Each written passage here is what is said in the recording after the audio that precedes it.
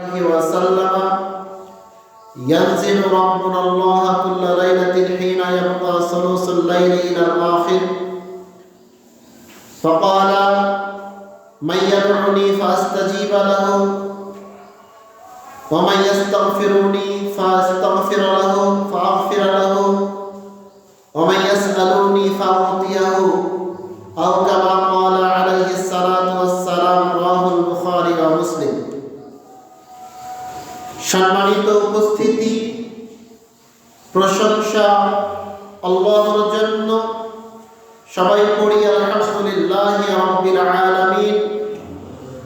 দরুদ এবং সালাম বিশ্বনবী মুহাম্মদুর রাসূলুল্লাহ সাল্লাল্লাহু তাআলা আলাইহি ওয়াসাল্লামের প্রতি।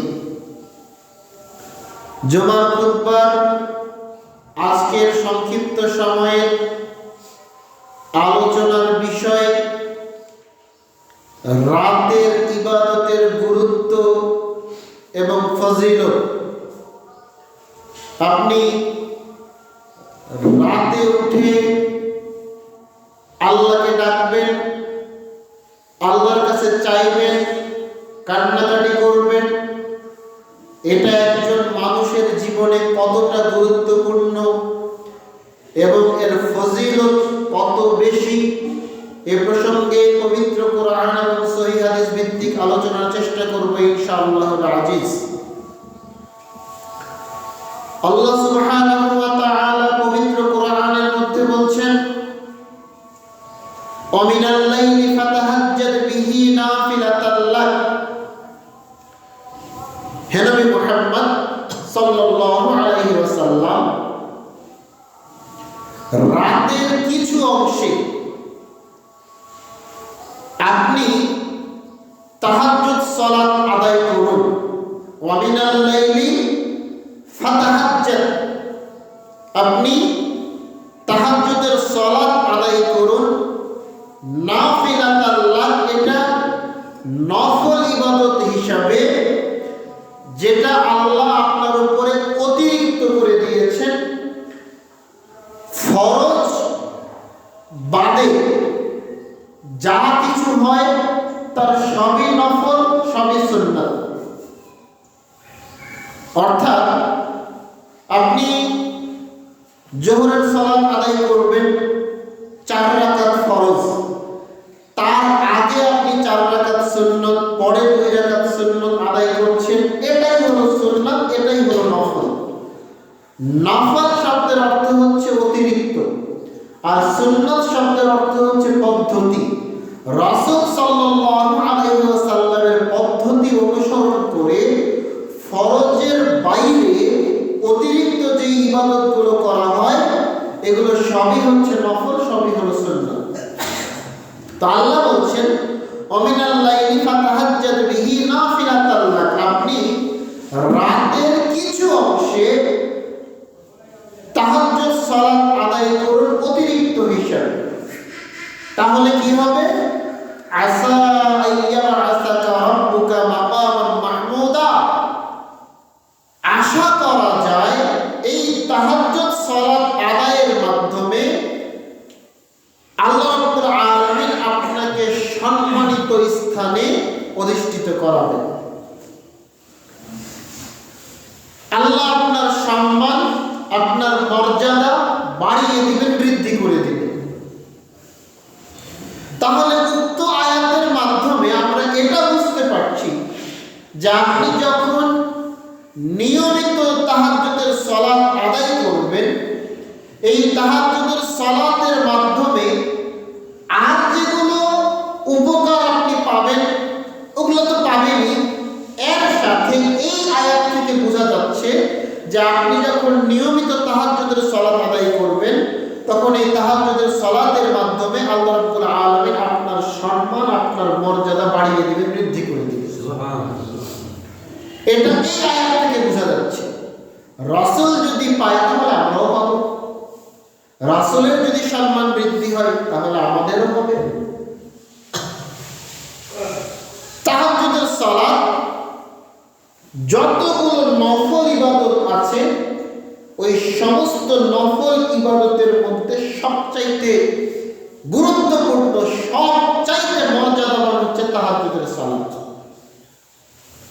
আচ্ছা, আপনার কি ওই হাদিসটা মনে আছে?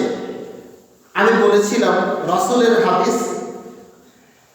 রাসূল সাল্লাল্লাহু আলাইহি ওয়াসাল্লাম বলেছেন, মান সাল্লা সিনতাই আশারা রাকাআতান ফিল ইয়াওমি ওয়াল লাইলি বুনিয়া লাহু বাইতান ফিল জান্নাহ। যে ব্যক্তি দিনে রাতে 12 রাকাত সুন্নাত সালাত আদায় করবে, আল্লাহ রাব্বুল আলামিন প্রত্যেক 12 রাকাতের বিনিময়ে তার জন্য জান্নাতে একটা ঘর নির্মাণ করবেন। সুবহানাল্লাহ। আল্লাহ রাসূল নিয়ম শিখিয়ে দিলেন কিভাবে। 4 রাকাতান ক্বাবলা যুহরি ওয়া রাকাতাইনি বা'দাহা। যোহরের ফরজ সালাতের আগে 4 রাকাত, ফরজ সালাতের পরে 2 রাকাত, হলো 6।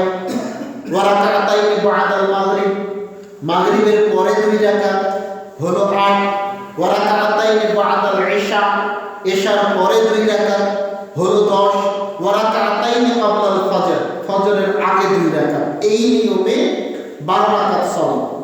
আল্লাহ রাসূল বলছেন, কেউ যদি এই নিয়মে 12 রাকাত সালাত আদায় করে, তাহলে এই প্রত্যেক 12 রাকাতের বিনিময়ে আল্লাহ তার জন্য জান্নাতে ঘর নির্মাণ করবেন। সুবহানাল্লাহ। এখন মানুষের চাওয়ার তো শেষ নাই। আমার ইচ্ছা হচ্ছে যে আমি আরো দামি ভিআইপি স্পেশাল ঘর নিব। আল্লাহ চাইলেই তো সম্ভব, তাই না? আল্লাহ চাইলেই সম্ভব।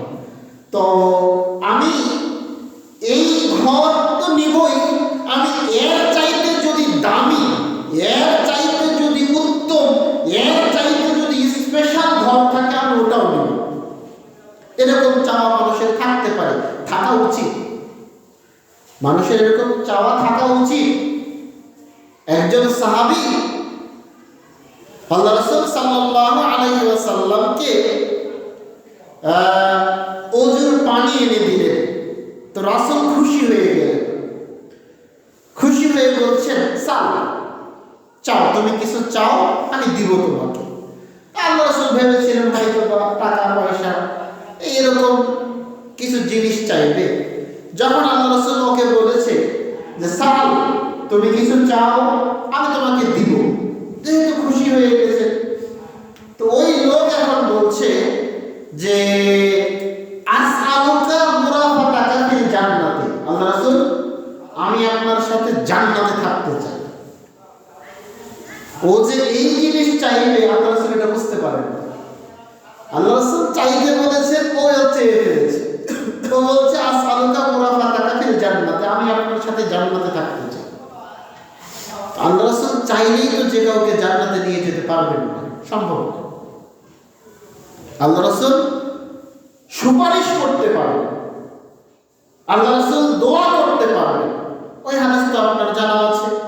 রাসূল সাল্লাল্লাহু আলাইহি ওয়াসাল্লামের নিকটে যখন সব মানুষ গিয়ে বলবে যে আপনি আমাদের জন্য সুপারিশ করুন, আল্লাহ রাসূল সাল্লাল্লাহু আলাইহি ওয়াসাল্লাম তখন সিজদায় পড়ে যাবেন। বিশেষ নিয়মে, বিশেষ দোয়ার মাধ্যমে তিনি আল্লাহর কাছে দোয়া করবেন। আল্লাহ বলবেন, মুহাম্মদ ইরফা রাসাক, মাথা উঠাও, সাআতুতা, যা চাইবা তাই দিব, ওয়াশফিকতু শাফি, যার জন্য সুপারিশ করবে তার সুপারিশটাই গ্রহণ করবে। আল্লাহ রাসূল তখন বলবেন যে আল্লাহ, ওই যে আমার উম্মতেরা জান্নাতে যেতে পারছে না, আল্লাহ আপনি এদেরকে জান্নাতে দিয়ে দিন। আল্লাহ রাব্বুল আলামিন তখন জাহান্নামের মধ্যে তার হাত ঢুকিয়ে দিয়ে এক অঞ্জলি মানুষ জাহান্নাম থেকে বের করে জান্নাতে দিয়ে দিবেন। সুবহানাল্লাহ। এভাবে 3 বার করবে। তো আল্লাহ রাসূল সুপারিশ করতে পারেন, তিনি চাইলে যে কাউকে জান্নাতে নিয়ে যাবেন, এটা আসলে সম্ভব। তো যার কারণে ওই লোক যখন বলছে, ওই সাহাবী যখন বলছে যে আসআলুকা মুরাফাতাকা ফিল জান্নাতি, আল্লাহ রাসূল আমি আপনার সাথে জান্নাতে থাকতে চাই। আল্লাহ রাসূল বলছেন, আওয়া গায়রা যালিকা, এটা বাদ দিয়ে অন্য কিছু চাও, এটা বাদ দিয়ে অন্য কিছু চাও। তো ও এখন বলছে, হুয়া যাকা, আমি ওটাই চাই, আমি ওইটাই চাই, আমি আপনার সাথে জান্নাতে থাকতে চাই। তা আল্লাহ রাসূল বলছেন যে আচ্ছা ঠিক আছে, আইউনি বিকাসরাতিস সুজুদ, তাহলে তুমি বেশি বেশি করে নফল সালাত আদায় করে আমাকে সহযোগিতা করো। তার মানে তুমি যদি বেশি বেশি করে নফল সালাত আদায় করো, তাহলে আমি সহজেই তোমার জন্য সুপারিশ করে জান্নাতে নিয়ে যেতে পারবো। তো চাওয়া থাকা উচিত। আপনি প্রত্যেক 12 রাকাতের বিনিময়ে জান্নাত পাবেন, কিন্তু জান্নাতের স্পেশাল ঘর পাবেন না। আপনার এখন ইচ্ছা হচ্ছে যে না, আমি স্পেশাল ঘর চাই, আমি সবচাইতে উত্তম ঘর চাই, ভালো জায়গা চাই জান্নাতে থাকার জন্য। রাসূল সাল্লাল্লাহু আলাইহি ওয়াসাল্লাম শিখিয়ে দিচ্ছেন। রাসূল সাল্লাল্লাহু আলাইহি ওয়াসাল্লাম বলছেন, ইন্না ফিল জান্নাতি লাগুরাফ, জান্নাতে কিছু স্পেশাল ঘর আছে। ইরা যাহিরুহা মিন বাতিনিহা ওয়া বাতিনুহা মিন যাহিরিহা, যে ঘরের বাহির থেকে ভিতর, ভিতর থেকে বাহির দেখা যায়, একেবারে ঝকঝক ঝকঝক করছে, দেখেই আকর্ষণীয় লাগে, দেখেই আকর্ষণীয় লাগে, একেবারে ঝকঝক টকটক করছে। স্পেশাল ঘর, স্পেশাল ঘর। সাহাবারা প্রশ্ন করছেন, আল্লাহ রাসূল, লিমান হাদা, এই ঘরগুলোর মালিককে, কে যাবে এই ঘরে? আল্লাহ রাসূল বললেন, 4টা গুণ আছে যার জান্নাতের এই স্পেশাল ঘর তার। 4টা গুণ আছে যার জান্নাতের স্পেশাল ঘরের মালিক সে। এক, লিমান আলানাল কালামা, যে মানুষের সাথে নরম সুরে নরম ভাষায় কথা বলতে পারে। এক কথায় যার আচরণ ভালো, যার স্বভাব চরিত্র ভালো, যে মানুষের সাথে কর্কশ ভাষায় কথা বলে না, যে ক্ষমতার দাপট দেখিয়ে মানুষের সাথে অন্যায় আচরণ করে না, যে ব্যক্তি সবসময় নরম হয়ে চলাফেরা করে, যে ব্যক্তি মানুষের সাথে নরম ভাষায় কথা বলে, এই গুণ যার মধ্যে থাকবে, জান্নাতের স্পেশাল ঘরের মালিক সে। 2, যে ব্যক্তি ফকির মিসকিন গরিব দুঃখীকে খাবার খাওয়াতে পারবে। সম্মানিত উপস্থিতি, যার কারণে আপনাকে আমি একাধিক দিন বলেছি, আপনার বাড়িতে যখন ভিক্ষুক ভিক্ষা চাইতে আসবে, খবরদার কোনো ভিক্ষুককে খালি হাতে ফেরত পাঠাবেন না। আপনি বাসে আছেন, ট্রেনে আছেন, রাস্তায় আছেন, একটা ভিক্ষুক আপনার কাছে চাইতে এসেছে, সম্ভবপর 1 টাকা, 2 টাকা, 5 টাকা, 10 টাকা সাধ্য মতো তাকে দান করবেন। কখনো কাউকে বলবেন না যে মাফ করো। যার কারণে আপনার পকেটে সবসময় কিছু খুচরা টাকা রাখবেন, সব সময় রাখবেন, সব সময় পকেটে খুচরা টাকা রাখবেন। আপনার পকেটে আছে 500 টাকার নোট, 100 টাকার নোট, 1000 টাকার নোট। এখন একজন ভিক্ষুক ভিক্ষা চাইতে এসেছে, আপনি জানেন আপনার পকেটে কোনো খুচরা টাকা নেই, 500 টাকা, 1000 টাকা, 100 টাকা তো দেওয়া সম্ভব না।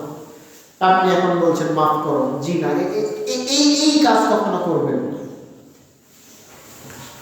ফকির মিসকিনকে দান করে জান্নাত কিনবো, এটাই যেন হতে হয়।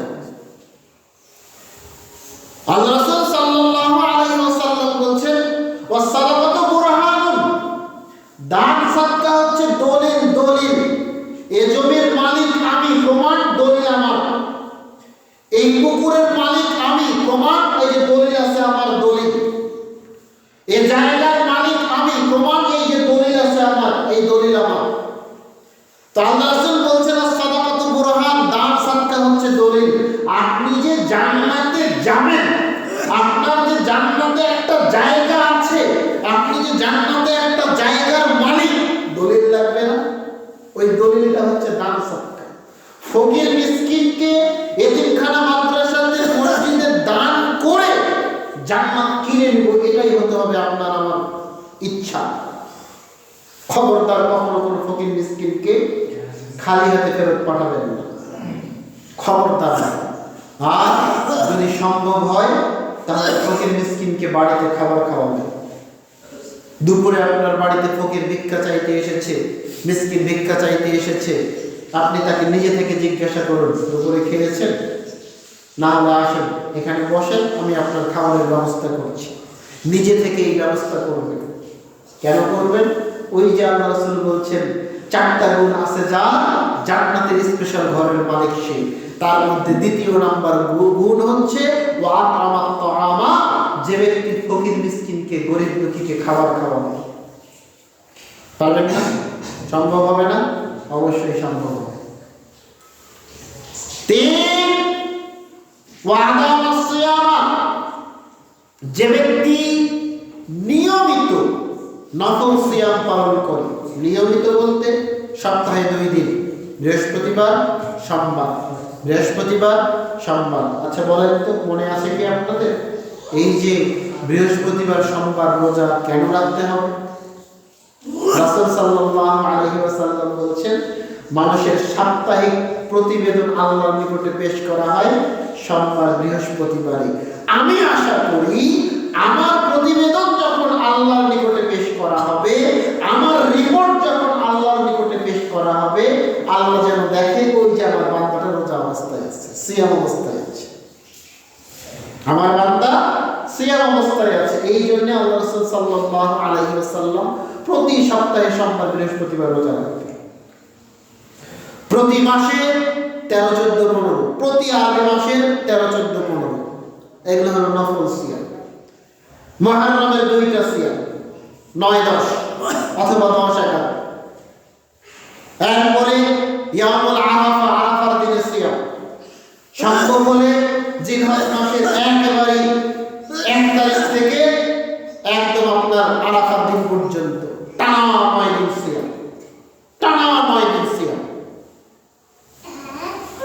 তারপরে রমজান মাসের পরে শাওয়াল মাসের 6টা সিয়াম। এই যে এগুলো হচ্ছে নফল সিয়াম। মনে থাকবে না? আবার মনে করিয়ে দিই।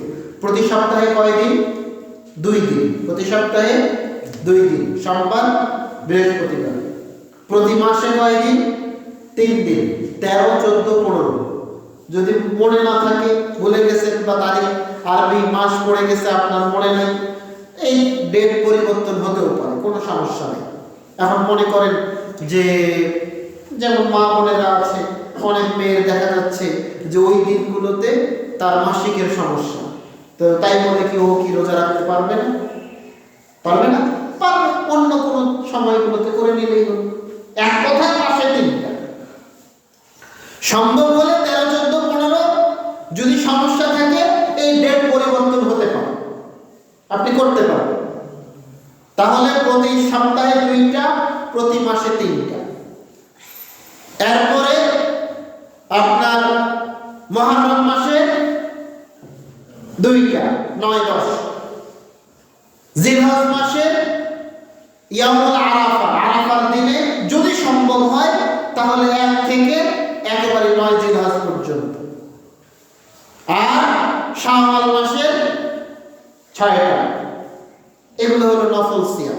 আল্লাহ রাসূল সাল্লাল্লাহু আলাইহি ওয়াসাল্লাম বলেছেন, ওয়াদা ওয়াসিয়ামা, জান্নাতের স্পেশাল ঘরের মালিক হতে হলে 3 নাম্বার যে গুণটা থাকতে হবে সেটা হচ্ছে যে ব্যক্তি নিয়মিত নফল সিয়াম পালন করে, নিয়মিত নফল সিয়াম পালন করে।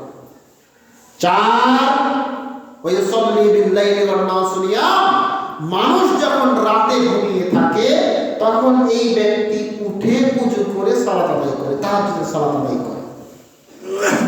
তাহলে আপনি যদি দিনে রাতে 12 রাকাত সুন্নত সালাত আদায় করেন তাহলে জান্নাতে আপনার জন্য ঘর। আর যদি আপনি মনে করেন যে আমি স্পেশাল ঘর চাই, আরো দামি ঘর চাই, আরো ভালো ঘর চাই, তাহলে এই 4টা কাজ করতে হবে। মনে থাকবে না? সিরিয়ালটা আবার মনে করিয়ে দিই। 1 নাম্বার, মানুষের সাথে কটু কথা বলা যাবে না, খারাপ কথা বলা যাবে না, রাগারাগি গালিগালাজ করা যাবে না, নরম থাকতে হবে, নরম স্বভাবের হতে হবে, নরম স্বভাবের হতে হবে। 2, ফকির মিসকিন গরিব দুঃখীকে দান সদকা করতে হবে, খাবার খাওয়াতে হবে, ভুলেও কোনো ফকির মিসকিনকে ফেরত দেওয়া যাবে না। 3, নিয়মিত নফল সিয়াম পালন করতে হবে। 4, নিয়মিত তাহাজ্জুদের সালাত আদায় করতে হবে। এই 4টা কাজ যে ব্যক্তি করতে পারবে, আল্লাহ রাসূল সাল্লাল্লাহু আলাইহি ওয়াসাল্লাম বলেছেন আল্লাহ রাব্বুল আলামিন তার জন্য জান্নাতের স্পেশাল ঘর, এমন ঘর বাইরে থেকে ভিতর, ভিতর থেকে বাইরে চকচক করছে, টকটক করছে, একেবারে আকর্ষণীয় ঘর। ওই ঘরের মালিক আল্লাহ। এই 4টা স্বভাব যার মধ্যে থাকবে তাকে বানিয়ে দিবেন। সুবহানাল্লাহ। সম্মানিত উপস্থিতি, তাহাজ্জুদের সালাত অত্যন্ত গুরুত্বপূর্ণ। তাহাজ্জুদের সালাত যতগুলো নফল ইবাদত আছে সব ইবাদতের চাইতে সবচাইতে গুরুত্বপূর্ণ হচ্ছে তাহাজ্জুদের সালাত। আবু হুরায়রা রাদিয়াল্লাহু তাআলা আনহু বলেন, রাসূল সাল্লাল্লাহু আলাইহি ওয়াসাল্লাম বলেছেন, ইয়াকুলু শাইতানু আলা কাফিয়াতি রাসি আহাদুকুম ইযা হুয়া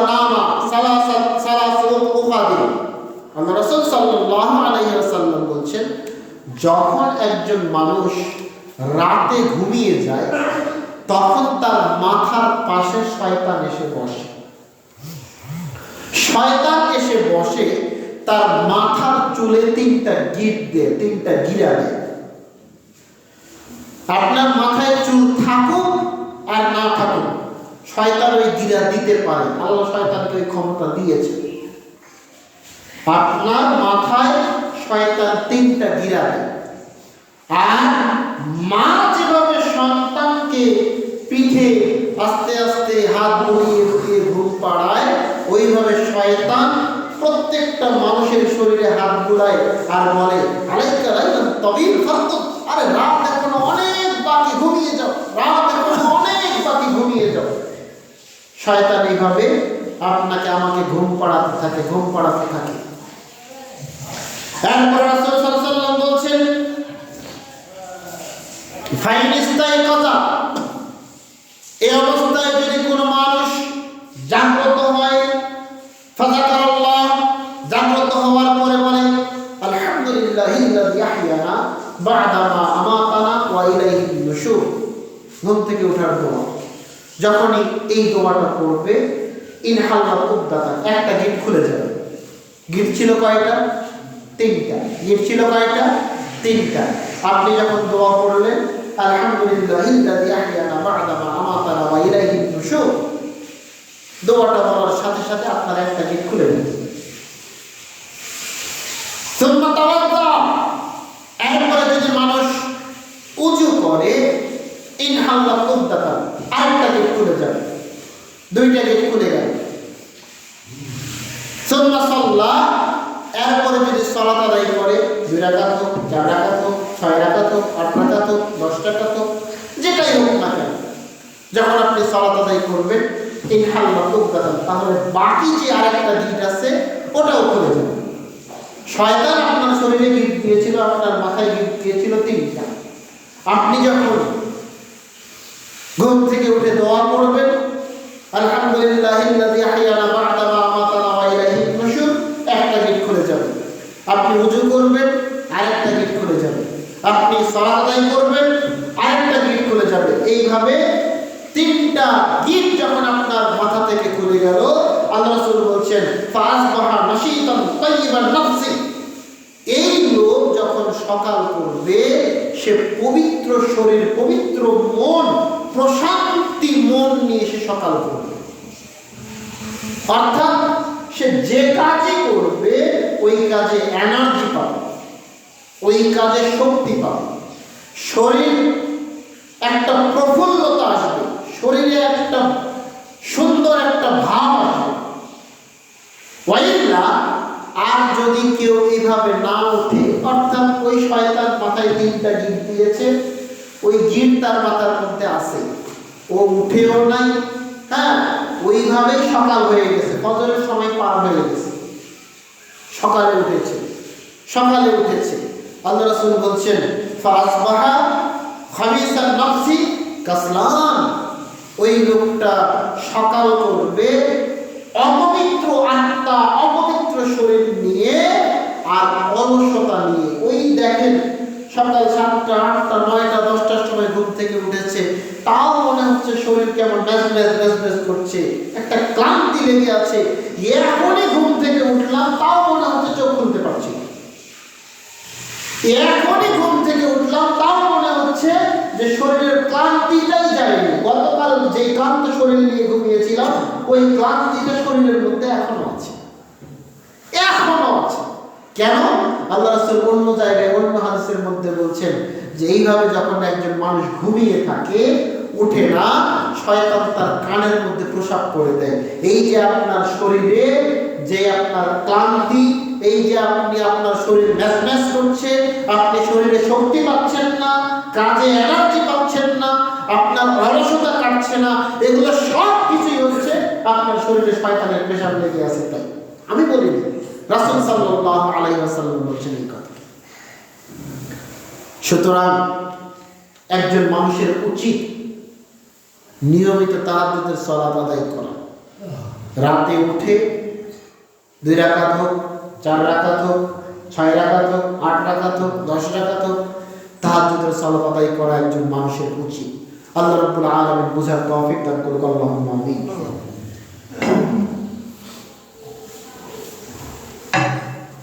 আলহামদুলিল্লাহ ওয়াহদা ওয়াসসালাতু ওয়াসসালামু আলা মান লা নাবিয়্যা বা'দা।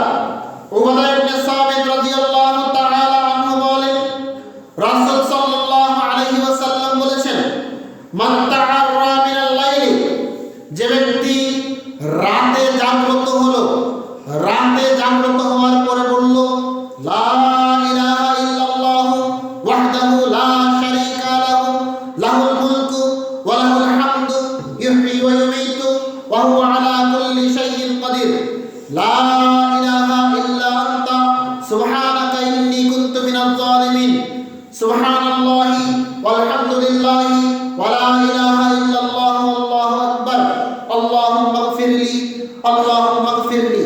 রাসূল সাল্লাল্লাহু আলাইহি ওয়াসাল্লাম বলেন, কেউ যখন রাতে ঘুম থেকে ওঠার পরে বলবে লা ইলাহা ইল্লাল্লাহু ওয়াহদাহু লা শারীকা লাহু লাহুল মুলকু ওয়া লাহুল হামদু ইহয়ি ওয়া ইউমীতু ওয়া হুয়া আলা কুল্লি শাইইন কাদির, এই দোয়া যখন একজন মানুষ পড়বে, এই দোয়া পড়ার পরে এই লোক এই দোয়া পড়ার পরে যদি এখন আল্লাহর কাছে কিছু চায়, ইল্লা আতাহু, আল্লাহ তাকে তাই দিয়ে দিবেন। আপনি যা চাইবেন আল্লাহ আপনাকে তাই দিবেন। যা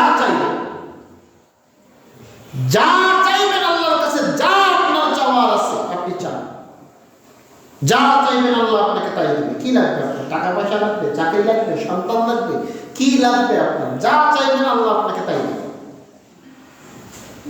এরপরে তিনি বলছেন ফাইন তাওয়াদ্দা ওয়া সাল্লা, এই লোক যদি এই দোয়া পড়ার পরে এখন যদি ওযু করে এবং সালাত আদায় করে, কবিলাত সালাতও, তাহলে তার নামাজও কবুল হয়ে যাবে। সুবহানাল্লাহ। অন্য হাদিসের মধ্যে রাসূল সাল্লাল্লাহু আলাইহি ওয়াসাল্লাম বলেন, যে ব্যক্তি রাতে ওযু করে ঘুমাবে, আপনাকে রাতের ইবাদতের একটা পদ্ধতি আপনাকে আমি শিখিয়ে দিয়ে যাই, মনোযোগ সহকারে শ্রবণ করবেন, মনোযোগ সহকারে শুনবেন এবং অবশ্যই মানার চেষ্টা করবেন। আপনি রাতে সুন্দর করে ওযু করবেন, ওযু করে ডান কাঁধে শোবেন, শোয়ার সময় এই ডান হাতটা মাথার নিচে রাখবেন, ডান হাতটা থাকবে মাথার নিচে, এইভাবে আপনি ডান হাত মাথার নিচে রেখে ঘুমাবেন।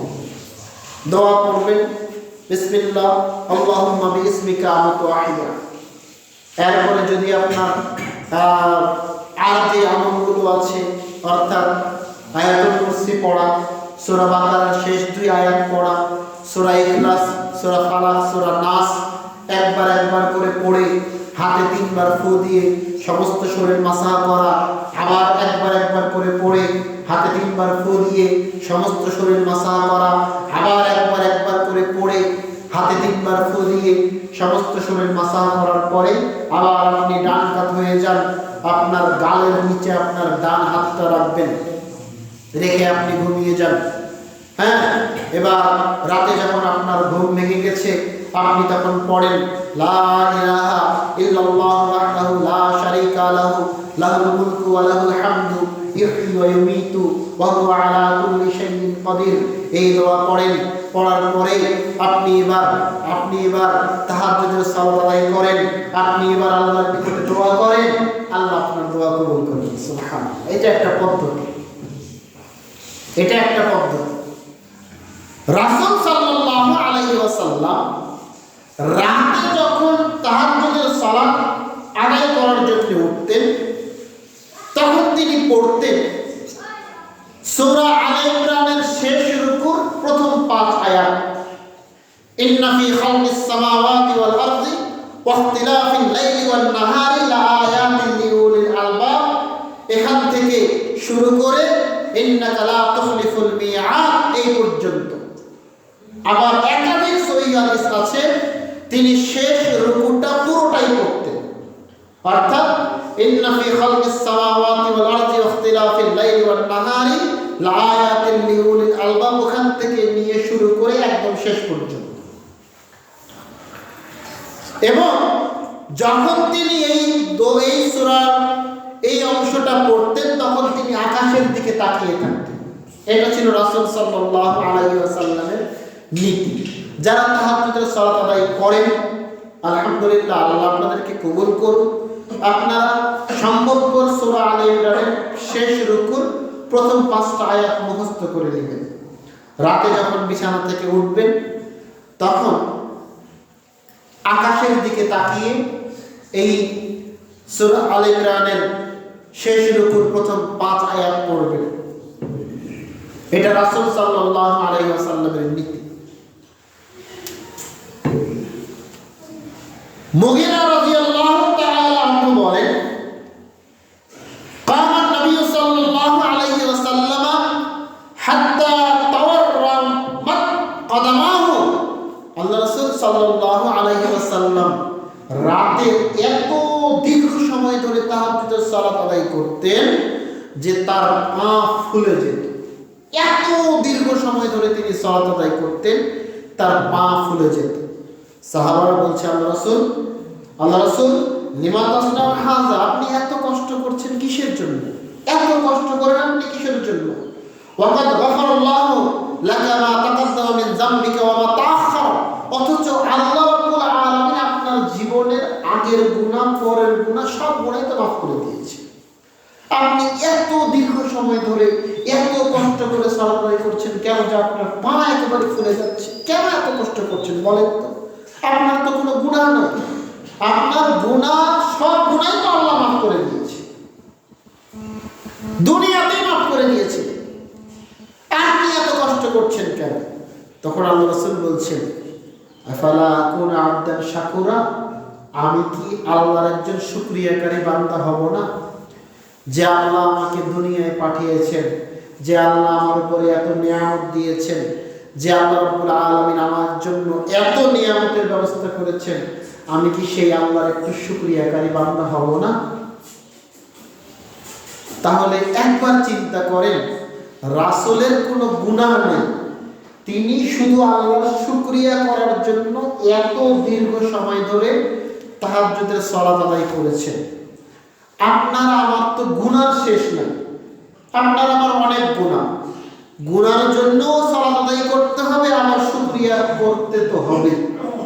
কয়দিন শুকরিয়া করেছেন? বাড়ি তো খুব সুন্দর একটা বাড়ি বানিয়েছেন, গ্রামের মধ্যে খুব সুন্দর বাড়ি তৈরি করেছেন, জমিতে মাশাআল্লাহ আলহামদুলিল্লাহ অনেক ধান হয়েছে, পুকুরে আলহামদুলিল্লাহ অনেক মাছ হয়েছে, একটা ব্যবসা করেন, ব্যবসায় অনেক লাভ হচ্ছে আলহামদুলিল্লাহ। আপনার কি মনে হয় না যে আমার শুকরিয়া করার দরকার?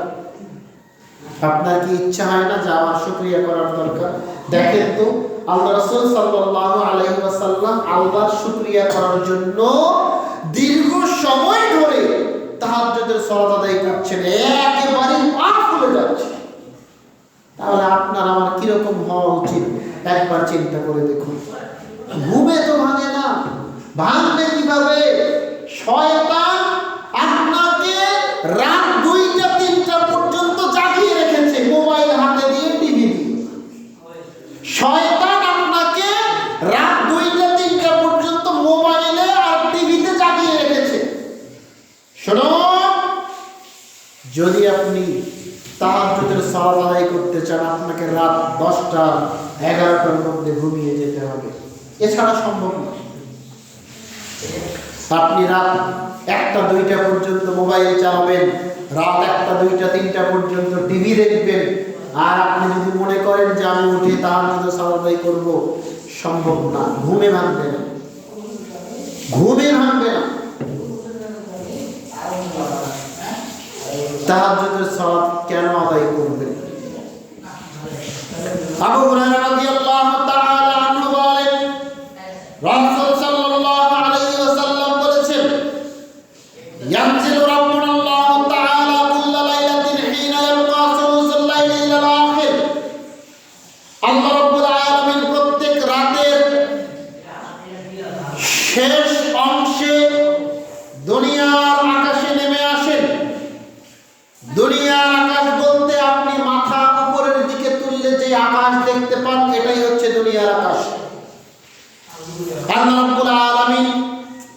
সপ্তম আকাশ থেকে দুনিয়ার আকাশে নেমে আসেন। নেমে এসে বলেন, মাইয়াদুনি ফাস্তাজিবা লাহু, কে আছো আমাকে ডাকো, আমি তোমার ডাকে সাড়া দেব।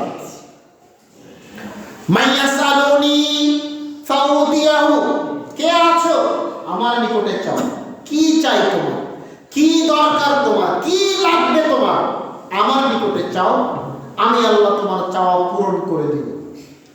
ওমাইয়াস্তাগফিরুনি ফাগফির লাহু, কে আছো আমার নিকটে ক্ষমা চাও, আমি আল্লাহ তোমার সব পাপ ক্ষমা করে দেব। সুবহানাল্লাহ।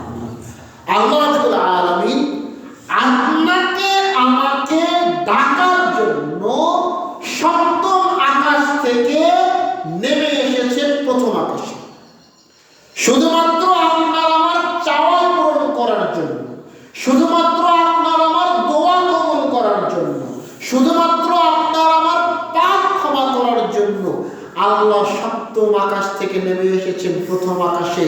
আর আপনি এত বড় বেঈমান, আমি এত বড় বেঈমান হয়ে গেছি যে আল্লাহর এই ডাকে সাড়া দেওয়ার জন্য বিছানা থেকে নেমে জায়নামাজে যেতে পারলাম। ঠিক এই জীবনে, ঠিক এই জীবনে দুনিয়ার খেল তামাশা, দুনিয়ার মায়া মোহাব্বত, দুনিয়ার এই বিলাসিতার জীবন নিয়ে এত ব্যস্ত হয়ে গেছি যে আল্লাহ রাব্বুল আলামিন আপনাকে আমাকে আপনার আমার দোয়া কবুল করার জন্য, আপনার আমার চাওয়া পূরণ করার জন্য, আপনার আমার পাপ ক্ষমা করার জন্য দুনিয়ার আকাশে নেমে এসেছেন। কত কাছে, কত কাছে। এবং তিনি নিজে বলছেন, চাও আমার নিকটে আমি দিব, দোয়া করো আমার নিকটে আমি কবুল করব, ক্ষমা চাও আমার নিকটে আমি তোমার পাপ ক্ষমা করে দিব। অথচ আপনি আমি বিছানা থেকে উঠতে পারলাম না, আপনি আমি জায়নামাজে দাঁড়িয়ে 2 রাকাত সালাত আদায় করে চোখের পানি ফেলে আল্লাহর নিকটে কিছু চাইতে পারলাম না। তাহলে এই জীবন, এই জীবন, যেই জীবনে আল্লাহকে ডাকার সময় নাই, যেই জীবনে আল্লাহর ইবাদত করার সময় নাই, যে জীবনে আপনি আমি এত ব্যস্ত হয়ে গেছি, যেই জীবনে আমরা ব্যস্ততার অজুহাত দিয়ে, ব্যস্ততার দোহাই দিয়ে আল্লাহকে ডাকতে পারছি না, আল্লাহর ডাকে সাড়া দিতে পারছি না, এই জীবন থাকার চাইতে না থাকাই না। আল্লাহ মাফ করুন। আল্লাহ আপনাকে আমাকে আমাদের সবাইকে হেদায়েত দান করুন। আল্লাহুম্মা আমিন। সম্মানিত উপস্থিতি, জাবের রাদিয়াল্লাহু তাআলা আনহু বলেন, রাসূল সাল্লাল্লাহু আলাইহি ওয়াসাল্লাম বলেছেন, ইন্না ফিল লাইলি লাসাআ, নিশ্চয়ই রাতের একটা সময় আছে, রাতে একটা সময় আছে, লা ইউয়াফিকুহা রাজুল মুসলিমিন, যেই সময়টাতে কোনো মুসলমানের দোয়া ফেরত দেওয়া হয় না। যে কোনো মুসলমান পুরুষ, যে কোনো মুসলমান নারী ওই সময়ে যখন আল্লাহর নিকটে দোয়া করবে, আল্লাহ ওই সময়ের দোয়া কাউকে ফেরত দেন, যা চাইবে আল্লাহ তাই দেন। তিনি বলছেন, ইয়াসআলুল্লাহু ফিহা খায়রান মিন আমরিদ দুনিয়া ওয়াল আখিরাহ, এই সময়ে মানুষ দুনিয়া এবং আখিরাতের জীবনের কল্যাণের জন্য যা চাওয়ার আল্লাহ তাই পূরণ করে দিবে। আপনি দুনিয়ার চান যে আল্লাহ দুনিয়াতে আমাকে ভালো রাখো, সুস্থ রাখো, নিরাপদে রাখো, হেফাজতে রাখো, আমার ব্যবসা বাণিজ্য চাকরিতে বরকত দান করো, আমার ছেলে মেয়েকে তুমি ভালো রাখো, আমার ছেলে মেয়েকে তুমি হেফাজতে রাখো, ইসলামের পথে চলার তৌফিক দান করো। এই দুনিয়ার যা চাইবেন এবং পরকালের যা চাইবেন, কি চাওয়ার আছে? আল্লাহ জান্নাত দিও, আল্লাহ পাপ ক্ষমা করে দিও, আল্লাহ বিচারের মাঠে আরশের ছায়ার নিচে স্থান দান করিও, আল্লাহ মিজানের গাড়ি পাল্লায় নেকির পাল্লা ভারী করে দিও, এগুলাই তো চাও। সর্বোপরি জান্নাত দান করো। তা আপনি দুনিয়ার যা চাইবেন, আখিরাতের যা চাইবেন, ইল্লা আতাহু, আল্লাহ তাই দিবেন। আপনি যা চাইবেন আল্লাহ তাই দিবেন। অনেক মানুষ এসে বলে, হুজুর আমার ছেলেটার জন্য দোয়া করেন তো। কেন, কি হয়েছে? কথা শুনে না, কারো কথা শুনে না, বেয়াদব হয়ে গেছে, নামাজ পড়তে বলি নামাজ পড়ে না, আপনি একটু দোয়া করে দিয়েন তো যেন আল্লাহ আমার ছেলেটাকে হেদায়েত দান করে। আচ্ছা, এই হাদিস কি আপনার মনে পড়ে না?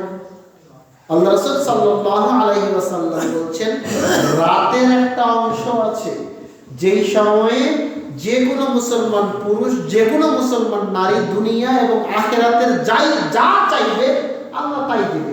তো আপনার ছেলে আপনার কথা শুনে না, আপনার ছেলে মাদক দ্রব্যের মধ্যে ঢুকে গেছে, আপনার ছেলে অবৈধ সম্পর্কের মধ্যে ঢুকে গেছে, আপনার ছেলে খারাপ সঙ্গের সাথে ঢুকে গেছে, আপনার মেয়ে কথা শুনে না, তারা আপনাকে মানে না, তো তাদের জন্য আপনি বাবা, আপনি মা রাতের বেলা উঠে এই সময়টাতে দোয়া করেন। দেখেন তো আল্লাহ আপনার দোয়া কবুল করছে কিনা, দেখেন তো আল্লাহ আপনার চাওয়া পূরণ করবেন কিনা। চাইতে হবে। আল্লাহ রাব্বুল আলামিন, আপনি চাইলেই আল্লাহ খুশি হন। আপনি আল্লাহর নিকটে চাইবেন, আল্লাহ এটাতেই খুশি হন। এবং আল্লাহ রাসূল সাল্লাল্লাহু আলাইহি ওয়াসাল্লাম বলছেন, আর এই সময়টা প্রত্যেক রাতে হচ্ছে। সেটা কোনটা? প্রত্যেক রাতের শেষ অংশ। প্রত্যেক রাতের শেষ অংশে আল্লাহ রাব্বুল আলামিন মানুষের দোয়া কবুল করেন। আপনি উঠবেন, আপনি আল্লাহর নিকটে চাইবেন, দুই হাত তুলে আল্লাহর নিকটে দোয়া করবেন, দুই হাত তুলে আল্লাহর নিকটে দোয়া করবেন। কেন হাত তুলে দোয়া করবেন জানেন? রাসূল সাল্লাল্লাহু আলাইহি ওয়াসাল্লাম বলছেন, ইন্নাল্লাহা হাইয়্যুন কারীমুন, আল্লাহ হচ্ছেন লজ্জাশীল। আল্লাহ লজ্জাশীল। একজন মানুষ যখন আল্লাহর নিকটে হাত তুলে দোয়া করে, আল্লাহ ওই হাত খালি পাঠাতে লজ্জাবোধ করে। বুঝেন নাই?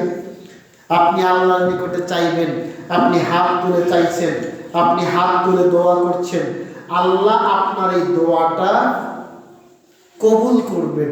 আপনার হাত খালি পাঠাতে আল্লাহ লজ্জাবোধ করে, আল্লাহর লজ্জা লাগে। আপনি হাত তুলে চাইবেন। দোয়া করার জন্য আপনাকে আমি পদ্ধতি শিখিয়ে দিয়েছিলাম, মনে আছে কিনা? আপনি হাত তুলবেন, হাত তুলে শুরুতেই পড়বেন আলহামদুলিল্লাহি রাব্বিল আলামিন আর রহমানির রহিম মালিকি ইয়াউমিদ্দিন ইয়্যাকা না'বুদু ওয়া ইয়্যাকা নাস্তাঈন। চারটা আয়াত পড়া হয়ে গেল। এবার পড়বেন আল্লাহুম্মা সাল্লি আলা মুহাম্মাদ ওয়া আলা আলি মুহাম্মাদ কামা সাল্লাইতা আলা ইব্রাহিম ওয়া আলা আলি ইব্রাহিম ইন্নাকা হামিদুম মাজিদ। اللهم بارك على محمد وعلى آل محمد كما باركت على إبراهيم وعلى آل إبراهيم إنك حميد مجيد। পড়া হয়ে গেল। এবার যদি মুখস্থ থাকে তাহলে পড়বেন আল্লাহুম্মা ইন্নী আসআলুকা বিআন্নী আশহাদু আন্নাকা আনতাল্লাহ লা ইলাহা ইল্লা আনতাল আহাদুস সামাদুল্লাযী লাম ইয়ালিদ ওয়া লাম ইউলাদ ওয়া লাম ইয়াকুল লাহু কুফুয়ান আহাদ। এরপরে পড়বেন লা ইলাহা ইল্লা আনতা সুবহানাকা ইন্নী কুনতু মিনাজ জালিমিন। পড়া হয়ে গেল। এবার আপনি আল্লাহর নিকটে দোয়া করা শুরু করেন। যা চাইবেন আল্লাহর নিকটে আল্লাহ তাই করবেন। এই পদ্ধতিতে কেন দোয়া করবেন? এই পদ্ধতিতে দোয়া করার উদ্দেশ্য হচ্ছে, এক, আপনাকে দোয়া শুরু করতে হবে আল্লাহর প্রশংসার মাধ্যমে। তো সূরা ফাতিহার প্রথম 4টা আয়াত এগুলো হচ্ছে আল্লাহর প্রশংসামূলক আয়াত, এটা পড়তে হবে। তারপরে আপনি দরুদ ইব্রাহিম পাঠ করলেন। কেন পাঠ করবেন জানেন? রাসূল সাল্লাল্লাহু আলাইহি ওয়াসাল্লাম বলেন, যেই দোয়াতে আমার উপরে দরুদ পাঠ করা হয় না সেই দোয়া ঝুলন্ত অবস্থায় থাকে, মানে আল্লাহ পর্যন্ত পৌঁছায় না, আল্লাহ পর্যন্ত পৌঁছায় না, ওটা ঝুলন্ত অবস্থায় থাকে। আপনি যখন দরুদ ইব্রাহিম পাঠ করবেন, আপনি যখন রাসূলের উপর দরুদ পাঠ করবেন, ওই দোয়া আল্লাহর নিকটে কবুল হয়। আর এরপরে আপনি পড়লেন আল্লাহুম্মা ইন্নী আসআলুকা বিআন্নী আশহাদু আন্নাকা আনতাল্লাহ লা ইলাহা ইল্লা আনতাল আহাদুস সামাদুল্লাযী লাম ইয়ালিদ ওয়া লাম ইউলাদ ওয়া লাম ইয়াকুল লাহু কুফুয়ান আহাদ। এটাকে বলা হয়েছে ইসমে আযম। আল্লাহ রাসূল সাল্লাল্লাহু আলাইহি ওয়াসাল্লাম একদিন এক সাহাবীর মুখ থেকে এই দোয়াটা শুনতে পেলেন যে একজন সাহাবী এইভাবে আল্লাহর নিকটে দোয়া করছে। আল্লাহ রাসূল বলছেন, এই লোক ইসমে আযম পড়ে আল্লাহর নিকটে দোয়া করছে, সুতরাং এখন আল্লাহর নিকটে যা চাইবে আল্লাহ তাকে তাই দিয়ে দিবেন। সুবহানাল্লাহ। আর লা ইলাহা ইল্লা আনতা সুবহানাকা ইন্নী কুনতু মিনাজ জালিমিন, এটা কেন পড়বেন? এটা কেন পড়বেন? উদ্দেশ্য হচ্ছে রাসূল সাল্লাল্লাহু আলাইহি ওয়াসাল্লাম বলেছেন দোয়া যুন্নুন, মাছের পেটের অধিবাসীর দোয়া। সে আল্লাহর নিকটে মাছের পেট থেকে দোয়া করেছিল। কি বলেছিল? লা ইলাহা ইল্লা আনতা সুবহানাকা ইন্নী কুনতু মিনাজ জালিমিন। আল্লাহ, লা ইলাহা ইল্লা আনতা, আল্লাহ ছাড়া, তুমি ছাড়া আল্লাহ কোনো ইলাহ নাই, তুমি ছাড়া কোনো মাবুদ নাই। সুবহানাকা, পবিত্রতা তোমার। ইন্নী কুনতু মিনাজ জালিমিন, আমি পাপী, আমি অপরাধী। এই দোয়াতে কিন্তু কোনো ক্ষমা চাওয়া হয়নি। চাওয়া হয়েছে যে আল্লাহ আমাকে মাফ করো, চাওয়া হয়েছে? চাওয়া হয় নাই। কিন্তু এই দোয়াতে নিজের পাপের স্বীকৃতি দেওয়া হয়েছে যে আল্লাহ আমি পাপ করেছি, আমি গুনাহ করেছি, আল্লাহ আমি পাপ করেছি, আল্লাহ আমি গুনাহ করেছি। এই স্বীকৃতিটা দেওয়ার কারণে আল্লাহ রাসূল সাল্লাল্লাহু আলাইহি ওয়াসাল্লাম বলছেন এই দোয়া পড়ে যে কোনো মুসলমান পুরুষ, যে কোনো মুসলমান নারী আল্লাহর নিকটে যা চাইবে আল্লাহ তাই দিয়ে দিবেন। সুবহানাল্লাহ। মনে থাকবে না এগুলো? সম্মানিত উপস্থিতি, আসুন আমরা তাহাজ্জুদ সালাতের অভ্যাসী হই, নিয়মিত তাহাজ্জুদ সালাত আদায় করার চেষ্টা করি। কেন করব? উমামা রাদিয়াল্লাহু তাআলা আনহু বলেন রাসূল সাল্লাল্লাহু আলাইহি ওয়াসাল্লাম বলেছেন আলাইকুম বিকিয়ামিল লাইল, তোমাদের উচিত রাতে তাহাজ্জুদের সালাত আদায় করা। তোমাদের উচিত, একজন মুসলমানের উচিত রাতে তাহাজ্জুদের সালাত আদায় করা। কি হবে তাহলে? ফাইন্নাহু দাওয়াস সালিহিনা ক্বাবলাকুম, এটা হচ্ছে পূর্ববর্তী যতগুলো নবী রাসূল এসেছিল দুনিয়াতে, যতগুলো সালেহ বান্দা এসেছিল দুনিয়াতে, সবার এটা হচ্ছে একটা অভ্যাস। তারা এই অভ্যাসে ছিলেন। আপনি যদি নিয়মিত তাহাজ্জুদের সালাত আদায় করেন তাহলে তাদের এই অভ্যাসটা আপনার মধ্যেও তৈরি হবে, তাই না? এরপরে তিনি বলছেন ওয়াহুয়া কুরবাতুল লাকুম ইলা রাব্বিকুম, আর এই তাহাজ্জুদের সালাত তোমাদেরকে তোমাদের রবের নিকটবর্তী করে দিবে, তোমাদের রবের খুব কাছের মানুষ করে দিবে। আপনি যখন আপনার রবের আল্লাহর খুব কাছের মানুষ হবেন, তখন আপনি আল্লাহর নিকটে যা চাইবেন আল্লাহ আপনাকে তাই দিবে। বিষয়টা এমন যে একজন লোকের সাথে আপনার খুব ভালো বন্ধুত্ব, আপনি বিপদে পড়েছেন, আপনার সাহায্য দরকার, হয়তো বা টাকা দরকার, বা আপনার কিছু চাল দরকার, বা আপনার কিছু জিনিসপত্র দরকার। আপনার একজন খুব